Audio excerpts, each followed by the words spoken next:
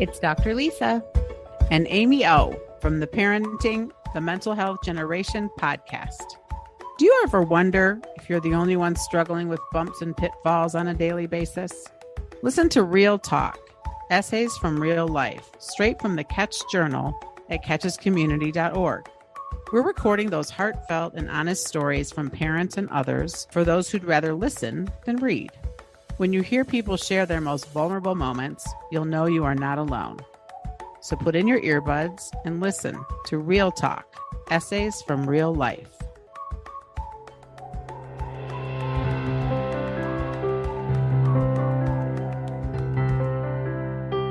In Real Life, Stop, Drop, and Roll. Written by Linda Davis.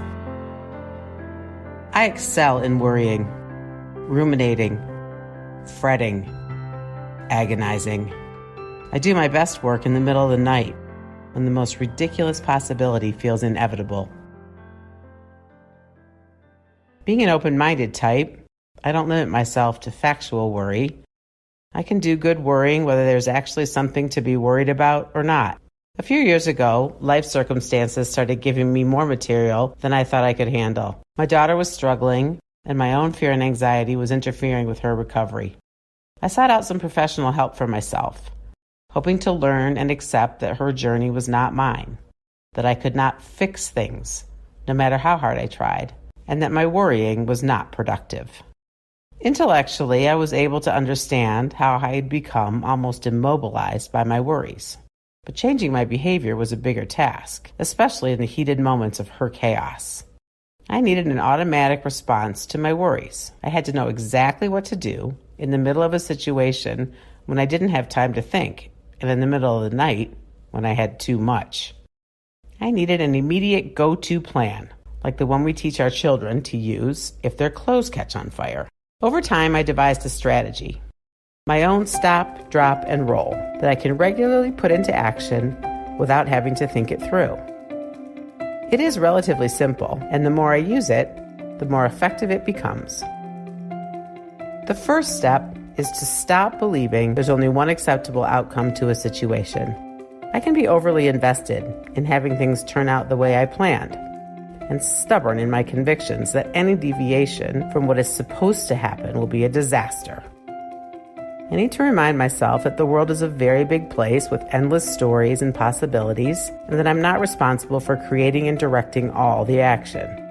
Admitting that I'm not in charge can be terribly disappointing, but also somewhat comforting.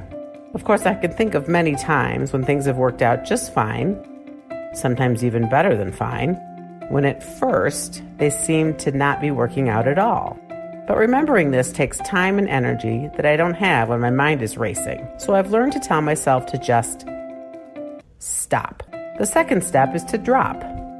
Not literally, although it can be tempting. Instead, I begin to shift my attention out of my head and drop my focus down into my body. I think about slowing down my breathing and seeing if my muscles are tense. I might take a brisk walk to release some nervous energy or listen to a meditation app. This all sounds absurdly easy, and I'm sure it is for some people, but not for me. I have to work on this very deliberately, knowing that I can create a physical quietness for myself even when I am bumping through emotional turbulence. The third step is to roll, and it is by far the most difficult. Imagine a marble rolling across the floor, or a wave rolling onto the beach. Change has taken place, but the marble and the wave were not actively directing themselves. Rather, they were propelled by another force. In my case, the force is time. I need to wait for some time to pass and let myself roll with the action. Usually something interesting happens if I have the patience to see what it is. This waiting philosophy challenges every basic instinct I have to jump in and fix or solve a problem. It's especially hard to pause when I'm watching someone I care about stumble through a situation. Sometimes it makes me feel so helpless that I have to go back to step one and start over. Of course, this does not apply to physical danger or emergencies, but that's the tricky part. I used to believe that everything was an emergency. Now I'm a little better at knowing.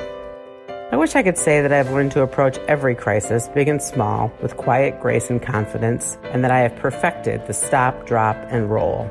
Unfortunately, that's not true. Sometimes I'm still running in circles with my shirt on fire. But now, I know what to do.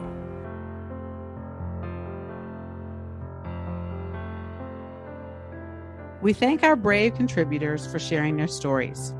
If you'd like to write about what's happening in real life, email info@catchescommunity.org or see the show notes for more information.